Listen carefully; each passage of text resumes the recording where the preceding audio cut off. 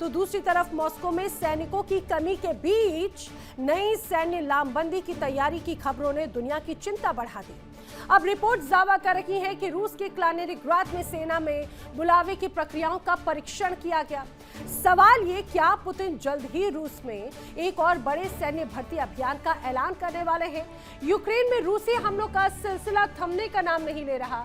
Reports के अनुसार रूस ने यूक्रेन में 146 स्थानों को निशाना बनाया, बड़े पैमाने पर बमबारी की।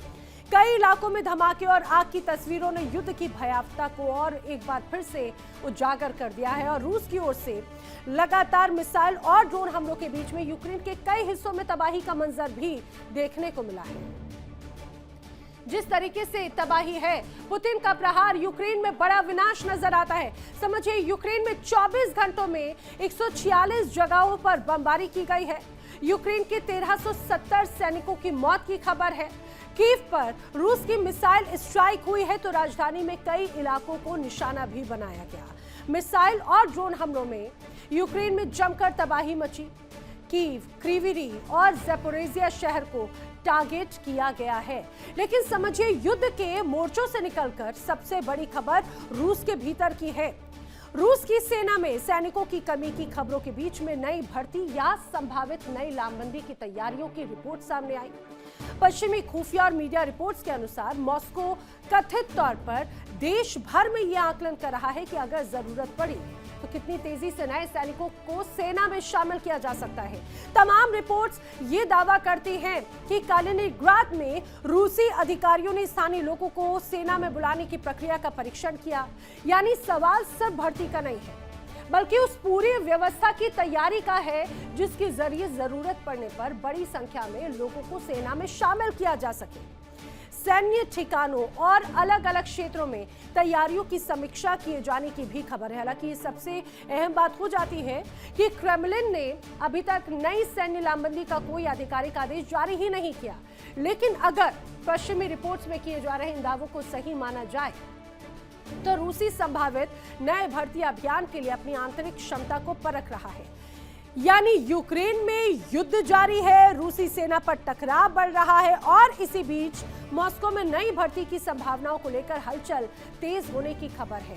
रूस की रणनीति अब सिर्फ यूक्रेन के मोर्चे तक सीमित नहीं दिख रही। एक तरफ यूक्रेन पर लगातार हमले, दूसरी तरफ सेना की मैन पावर को मजबूत करने की तैयारी। और अगर रूस वास्तव में नई लामबंदी का फैसला करता है तो इसका सीधा असर युद्ध की दिशा और उसकी अवधि पर पड़ सकता है। चलिए बढ़ते हैं आगे, बात कर लेते हैं अगली बड़ी वॉर ब्रेकिंग की समय की बड़ी खबर स्ट्रेट ऑफ हॉर्मुज से जुड़ी हुई बड़ी खबर जान लीजिए जल्दी से। वर्ल्ड वॉर ब्रेकिंग, हॉर्मुज में जहाज से टोल वसूली करने की से जुड़ी हुई खबर। ईरान टोल वसूली करेगा। ईरान की संसद ने टोल प्रस्ताव को सीधे सीधे मंजूरी दे दी है। यहां से गुजरने वाले जो भी अधिकृत जहाज होंगे उनसे बाकायदा अब टोल टैक्स वसूला जाएगा। ईरानी संसद ने जहाजों से फीस वसूली को मंजूरी दे दी है। स्ट्रेट ऑफ हॉर्मुज से जो भी जहाज गुजरेंगे अब उन्हें टोल देना ही होगा। ईरान यही तो चाहता था। ईरान ने पहले ही कहा समंदर की सेवा सुरक्षा इंश्योरेंस के बदले एक तरह से ये टोल वसूला जाएगा। ये फीस है एक तरह से। अमेरिका लगातार परेशान है कि ईरान आखिर इस तरीके से जब टोल वसूली कर रहा है तो उसकी जो डूबती अर्थव्यवस्था है उसको मजबूती मिल जाएगी। और उसको अगर मजबूती मिलेगी तो वो कहीं ना कहीं बड़ी खतरे की घंटी इजराइल और अमेरिका के लिए ही एक तरह से बनने वाला है। बढ़ते हैं अगली बड़ी वॉर ब्रेकिंग की तरफ। अमेरिका का ईरान पर इकोनॉमिक डीजे। बड़ी खबर, अमेरिकी वित्त मंत्री स्कॉट बेसेंट ने एक बड़ा ऐलान किया है। ईरान के खिलाफ आर्थिक जंग अब निर्णायक दौर में है, ये दावा किया जा रहा है। ईरान की कमाई के बड़े रास्ते बंद करने की तैयारी है। अमेरिका की सभी सरकारी एजेंसियां पूरा जोर लगाएंगी, दावा किया जा रहा है। ट्रंप प्रशासन का ईरान पर अब तक का ये सबसे बड़ा आर्थिक हमला है। दूसरे देशों से ईरान को अलग थलग करने की अपील है। ईरान की हर आर्थिक लाइफलाइन काट दी जाएगी, स्कॉट बेसेंट कह रहे हैं। समझिए ये दो बड़ी बातें। एक तरफ अमेरिका कह रहा है कि ईरान को पूरी तरह से आर्थिक रूप से कमजोर करना है, आर्थिक लाइफलाइन काटना है, लेकिन ईरान ने निकाला है उसका दूसरा तोड़। ईरान ने कहा स्ट्रेट ऑफ हॉर्मुज के राजा हम हैं और यहां से जिस जहाज को गुजरना है उसे टोल देना पड़ेगा। कई रिपोर्ट्स ये भी दावा करती हैं कि जब से स्ट्रेट ऑफ हॉर्मुज बंद हुआ, जब से मिडिल ईस्ट में तनाव शुरू हुआ, तब से लेकर अभी तक इस टोल वसूली के माध्यम से ईरान ने अपनी अर्थव्यवस्था को और भी ज्यादा मजबूत कर लिया है। और यही वजह है कि कहीं ना कहीं उसकी ये अर्थव्यवस्था जो मजबूत हुई वो चिंता बढ़ा देती है। मुश्तबा के चक्रव्यूह में डोनाल्ड ट्रंप फंस गए हैं क्या? और चीन सबसे बड़ा एक तरह से चुनौती बन चुका है क्या? दरअसल ईरानी तेल खरीदना अगर जारी रहा तो प्रतिबंधों का असर पूरी तरह से फेल हो जाएगा, ये दावा किया जा रहा है, क्योंकि चीन सबसे बड़ा आयात निर्यात का केंद्र है ईरान के लिए। स्ट्रेट ऑफ हॉर्मुज सबसे बड़ा मोर्चा बन चुका है अमेरिका के लिए। तेल सप्लाई बाधित हुई तो वैश्विक कीमतों पर भी इसका बड़ा दबाव पड़ेगा। दूसरी तरफ तेल महंगा हुआ तो महंगाई और भी ज्यादा बढ़ेगी। अमेरिका में पेट्रोल और ऊर्जा लागत बढ़ने का खतरा और भी ज्यादा बढ़ता नजर आता है। यही वजह है कि चुनौती मानी जा रही है ईरान को। अब दूसरी तरफ महंगाई अगर बढ़ जाती है तो सबसे ज्यादा मुश्किलें बढ़ेंगी डोनाल्ड ट्रंप की, क्योंकि आने वाले वक्त में चुनाव है और वोटर नाराज हो जाएंगे। आर्थिक दबाव ट्रंप की घरेलू राजनीति को सीधे सीधे इंपैक्ट कर सकता है। नवंबर 2026 में इसी साल के अंत में इलेक्शन से, मिड टर्म इलेक्शन से पहले आर्थिक संकट, बड़ा राजनीतिक जोखिम डोनाल्ड ट्रंप के लिए होने वाला है, ये जानकार दावा करते हैं।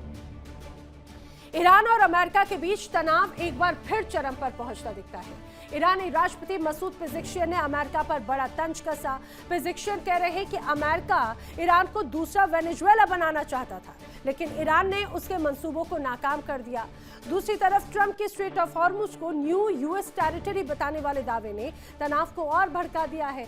यानी एक तरफ ईरान का पलटवार, दूसरी तरफ ट्रंप की हुंकार। अब टकराव सिर्फ बयानबाजी का नहीं बल्कि आर्थिक और रणनीतिक मोर्चे पर भी बढ़ता जा रहा है। देखिए,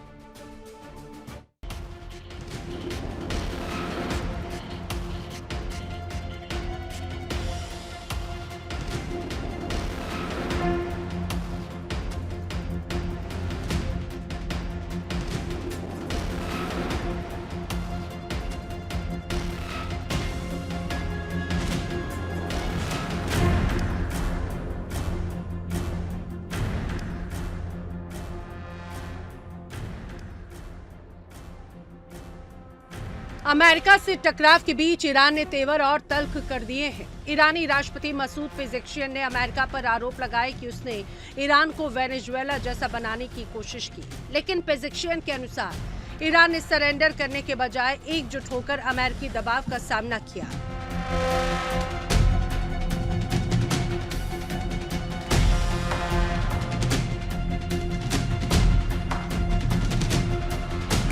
उन्होंने कहा कि ईरानी जनता की एकता और विरोध ने दुनिया को हैरान कर दिया है। साथ ही उन्होंने आर्थिक युद्ध और बाहरी दबाव के सामने देशवासियों से एकजुट रहने की अपील की।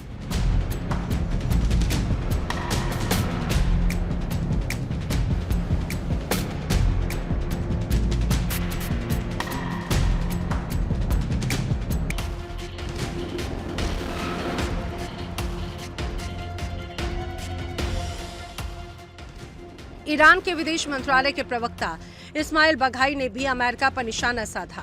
बघाई का कहना है कि युद्ध और प्रतिबंध ईरान के लिए कोई अनोखी बात नहीं है। ईरान लंबे समय से अमेरिकी प्रतिबंधों का सामना करता रहा है। यानी तेहरान का साफ संदेश है, दबाव बढ़ेगा तो ईरान झुकेगा नहीं बल्कि मुकाबला और तेज करेगा।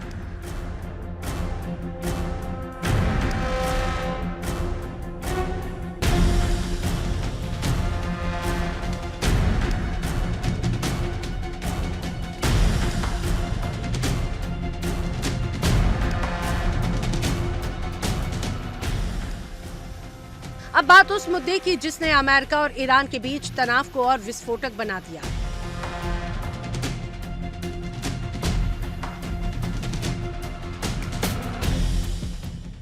अमेरिकी राष्ट्रपति डोनाल्ड ट्रंप ने फिर एक ऐसा ग्राफिक शेयर किया जिसमें स्ट्रेट ऑफ हॉर्मुज को न्यू यूएस टेरिटरी के तौर पर दिखाया गया। ट्रंप पहले भी हॉर्मुज पर अमेरिकी अधिकार की बात कर चुके हैं, लेकिन ईरान ने इस दावे को सीधे खारिज कर दिया। ईरान के सुप्रीम नेशनल सिक्योरिटी काउंसिल के सेक्रेटरी मोहसिन रेजाई ने ट्रंप के दावों पर तीखा पलटवार किया। तो रेजाई ने सवाल उठाया कि जब अमेरिका हॉर्मुज को दोबारा खोलने में ही नाकाम है तो उस पर मालिकाना हक का दावा कैसे कर सकता है।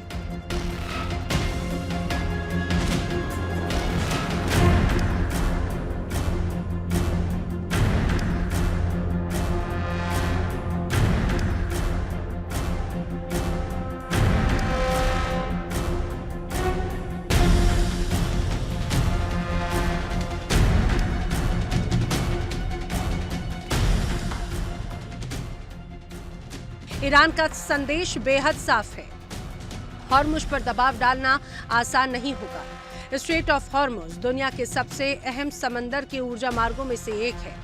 ऐसे में यहाँ किसी भी तरह का तनाव सिर्फ अमेरिका और ईरान तक सीमित नहीं रहेगा।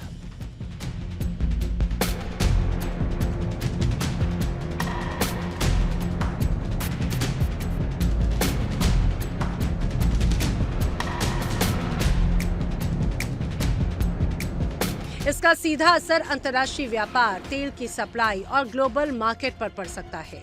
ईरान पहले ही संकेत दे चुका है कि अमेरिकी दबाव बढ़ा तो वो जवाबी कदम उठाने से पीछे नहीं हटने वाला।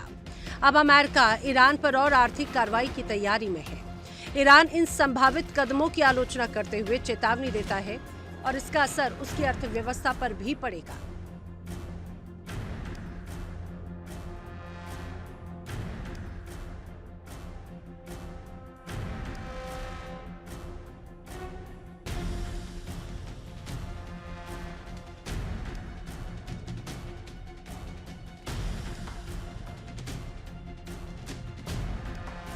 साथ ही ईरान के सबसे बड़े ट्रेड पार्टनर्स में शामिल चीन पर भी इसका असर पड़ सकता है, क्योंकि चीन ईरानी कच्चे तेल का प्रमुख खरीदार है। यानी अमेरिका का दबाव ईरान की अर्थव्यवस्था से निकलकर चीन तक पहुंच सकता है। कुल मिलाकर एक तरफ ईरान कह रहा है जंग और प्रतिबंध हमारे लिए नई बात नहीं, दूसरी तरफ ट्रंप हॉर्मुज पर अमेरिकी दावे को और आक्रामक तरीके से सामने ला रहे हैं। ऐसे में सवाल यही है, क्या हॉर्मुज अब अमेरिका ईरान टकराव का अगला बड़ा मोर्चा बनने जा रहा है? ईरान का तेवर बता रहा है ये वो दबाव में झुकने के बजाय टकराव को और आगे ले जाने की तैयारी में है। Bureau report, India daily 24/7।